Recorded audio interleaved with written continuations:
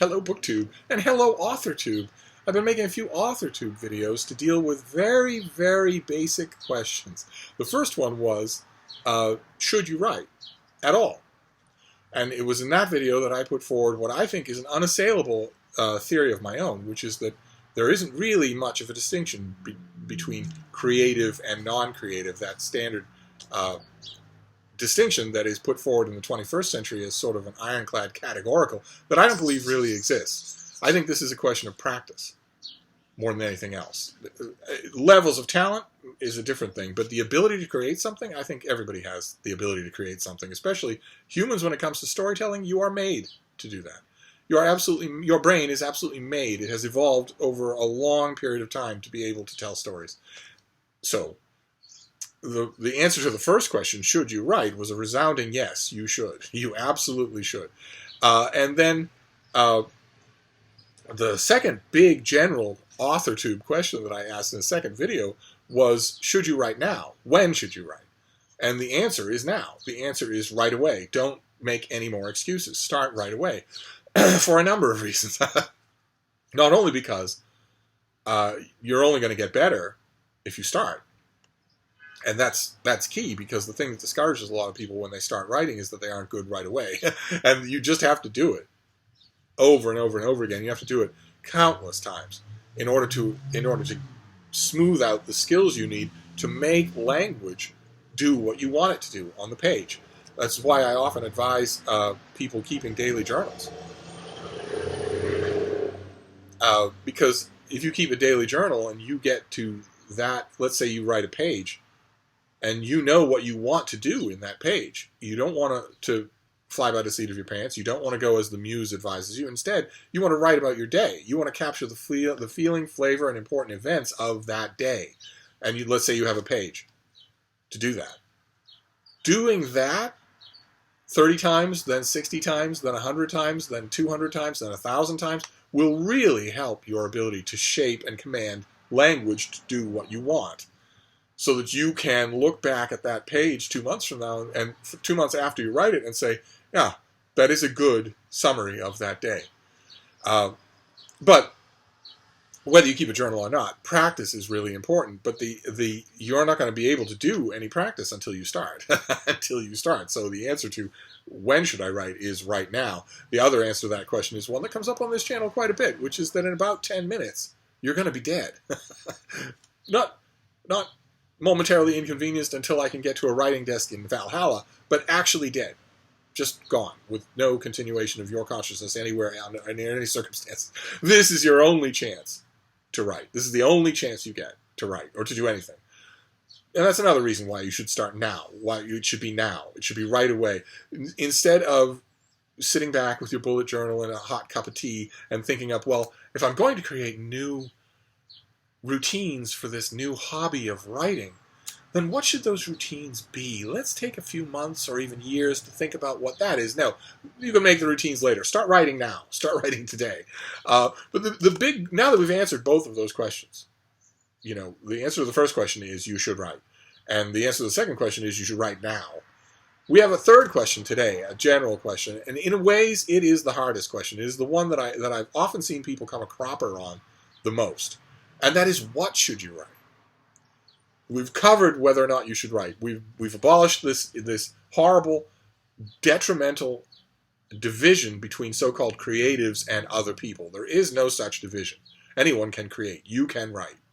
And we demolished the idea of procrastinating, which is the number one thing that writers do. Writers don't write. They procrastinate. But we've demolished that as well. You don't have any time to waste, so you have to start right away. And you'll figure it out as you go along. You'll figure out your routines as you go along. You'll figure out everything as you go along. But the thing that a lot of people view as a gigantic obstacle to either one of those things is, what do I write? Okay, I agree with you. I have stories inside me. I have things I should be writing. I have an ethical obligation to continue the chain, to pay it forward. I have enjoyed writing, therefore I must write. But what do I write? And it's a valid question. I have taught writing many, many times. I have helped people, I've tutored people in writing, and I've also done a huge amount of writing myself. Not just the daily writing that I do. I am a writer by profession. That's how I earn my daily bread. That's also how I enjoy myself every day, is with writing. But it's not just that. Aside from that, I have also written, novel-length manuscripts many, many times for my enjoyment, for the enjoyment of friends of mine. It's a very enjoyable process once you get the hang of it. It's something you can do without needing the world to see it at all. But we'll get to that. There's a big discussion down the line about the world. We'll get to that. But I don't have any problem figuring that out. But a lot of people that I've talked to on this subject do, especially beginners. They say, okay, you've convinced me. I should write, and I should write right away, but what do I write? What kind of thing do I write? And there's a whole bunch of writing advice out there to answer that question. The most common piece of writing advice, I demolished it, or I tried to, in a much earlier video. If I remember, I'll try and find it. I did a video about writing advice about 2 years ago, maybe more than that, about 1,500 videos ago. I did a video about writing advice. And one of the pieces, the foremost piece of writing advice that you get on the subject of what you should write is write what you know. It's a staple of writing courses. It's a staple of writing books, and it's garbage. It's a ridiculously bad piece of writing advice. It undercuts the whole process of the writerly imagination. That's one of the things that's wrong with it. Another thing that's wrong with it is that it lays the groundwork to enable hideous fascisms like own voices and sensitivity readers. Those things spring from write what you know. Because the obvious unspoken obverse of write what you know is don't write what you don't know. And according to the fascist purity testers of the 21st century, you can't know anything unless you were born in it. You can't research anything. You can't learn it. You can't use your imagination to put yourself in another person's shoes. You can't do that. If you do that, you are committing a cultural crime. And all of that nonsense, all of that fascistic nonsense comes from write what you know. Write what you know it's a very parochial piece of advice. It's designed to sort of keep people squarely in the recess yard under the watchful eye of people who know better.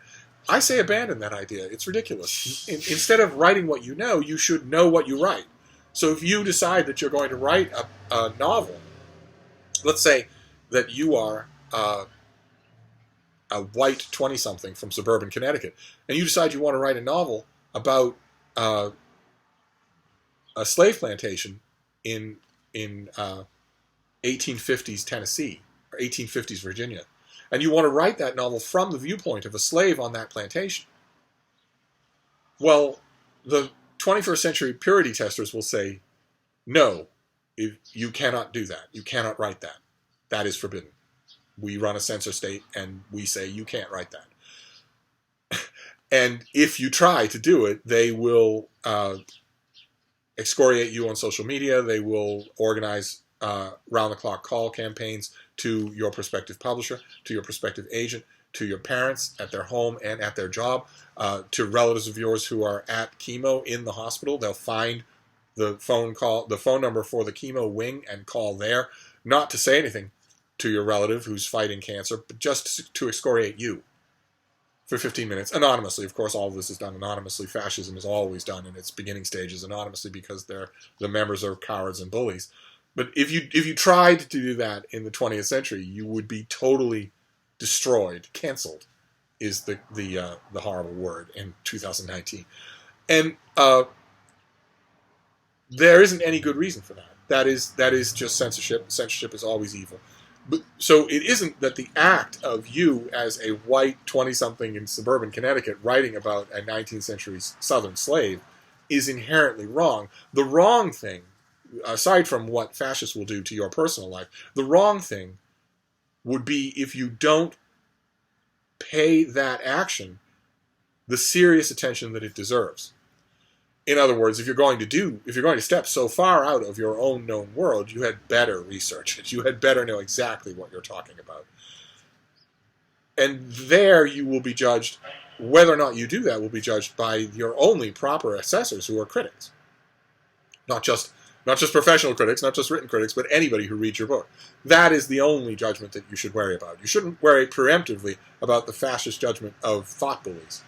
You should worry about whether or not you do a a legitimate job at anything you write. The farther outside of your own known world you go, the more it's incumbent on you to know what you're talking about. That is also true of totally invented worlds, right? I mean, writers of fantasy and science fiction are also called on the carpet all the time for world building.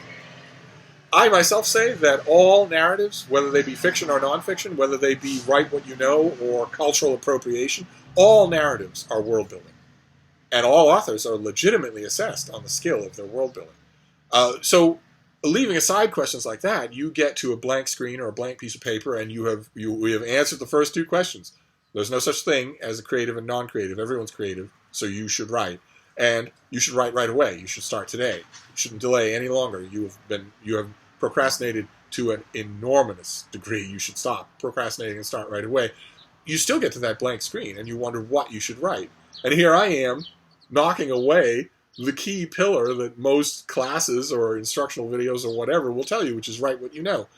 And I am knocking that away. There's nothing more boring. Of course, if what you know interests you, then write. But that gets to my answer to the question. My answer to the question is write what you want to read. Which is, you will see that piece of advice from promulgated as well. It is so much better than write what you know. Write what you want to read. What you enjoy reading. It's been my experience that any other motivation will not get you through the dark night of the middle of your manuscript. Those of you who have written long manuscripts, like 250 pages, something like that, you will know there is a dark night. The beginning feels wonderful. The period right after the beginning also feels wonderful. It feels like you're accomplishing something, and then no matter what the project is, almost without fail, you hit a dark night where you question everything and where you doubt everything and where it feels like just pure masochism. And it's been my experience that no motivation will get you through that dark night other than genuinely enjoying the kind of thing you write. Duty won't do it. If you start a book thinking, well, this book really needs to be written, that usually doesn't do it. It's also been my experience, I know this flies in the face of the common mythologies of writing, but it's been my experience that, that indignation and anger won't do it either. They won't pull you through. They might start you, but they won't pull you through. It's been my experience that the only thing that will really pull you through that dark period is being interested in the kind of thing you're writing.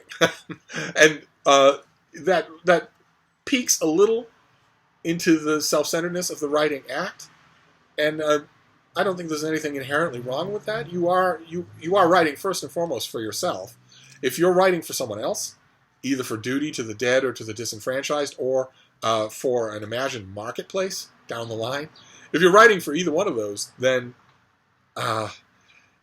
not only is that going to show in the work that you're writing, but also I don't think it's going to get you through. I don't think it'll get you through to the end, especially a new writer. So my advice for this video, if the question is what should you write, is take a step back.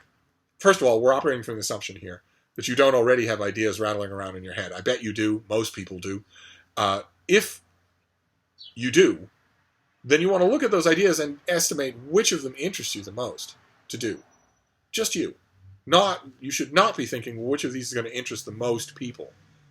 You should just be thinking of you. Because in the dark night of that 15th day writing, it's going to be down to you.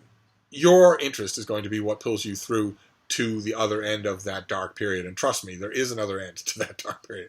But your interest in your own project is the only thing that's going to do that. So if you have projects rattling around in your head, you want to pick that one. You want to look at, okay, which of these is the one that interests me the most?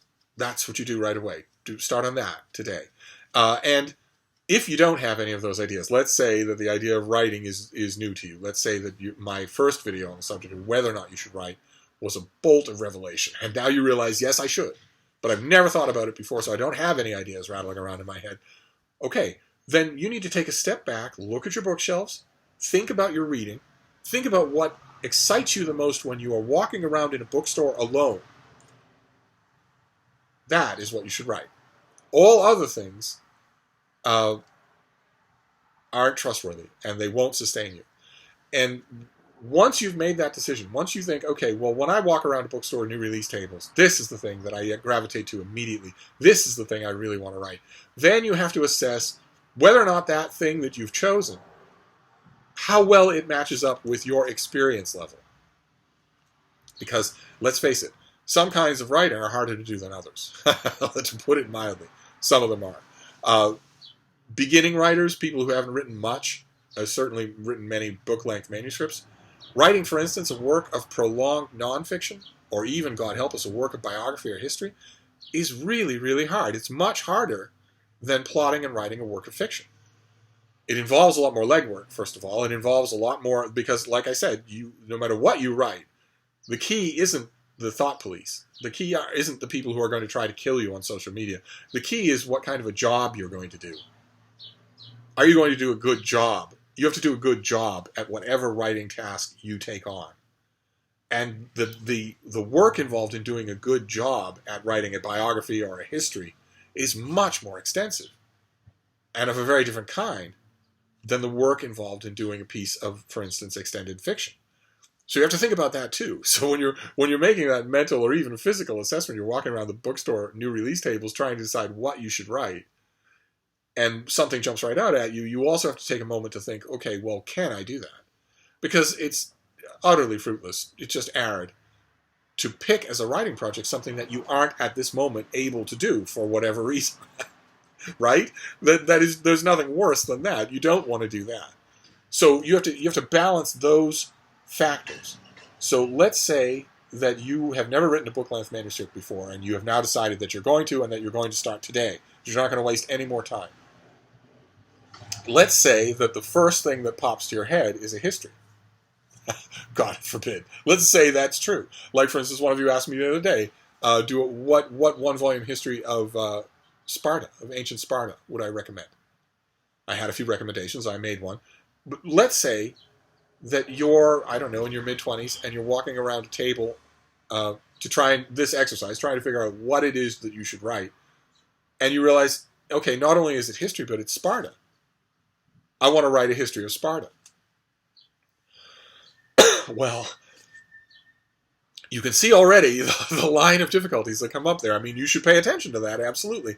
But if you're in your mid-20s and, it's your first book-length manuscript, and that comes to mind, you might want to think about whether or not you can actually do it. You will almost certainly be monoglot. You won't know ancient Greek. You will almost certainly not be able to travel to see inscriptions, monuments, documents, that sort of thing. Or the landscape. You almost certainly won't be able to go and walk around where an ancient Spartan would have walked around. And those things are integral parts of doing a good job. What we talked about, doing a good job in doing that, those are integral parts of doing that, so it might be unrealistic. So in a case like that, if something like that were to happen, if you were to say, you're walking around and you say, I'm looking at these tables trying to decide what I should write, and it occurs to me that I love biographies. I want to write a biography. That's what I want to do, and I want to start today. Okay. I honor that, absolutely, but it's a harder thing to do than sitting down and writing a novel. You have to take that into account. If it's prohibitive, then you might want to go with plan B. You might want to think of the second thing that intrigues you the most. And if we're talking about fiction, then you want to think about kinds of fiction. When in the same process, you want to think about kinds of fiction. For instance, this is your first book-length manuscript. Do you really want it to be an ambitious 800-page historical novel? So you're going to require a lot more work, a lot more preparation, and that could be a factor that might slow you down. You don't want to make any decisions that are going to decrease your enthusiasm for your own project. Okay, so there are all sorts of factors involved in trying to decide what you want to write right away, today.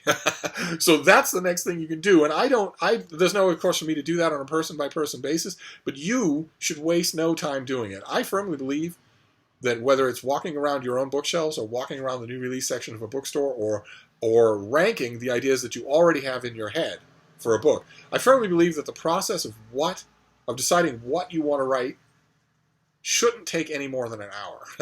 It's a really delicious kind of thinking, but you shouldn't overindulge it. You shouldn't need more than an hour to settle on a project. What is it that you're going to write?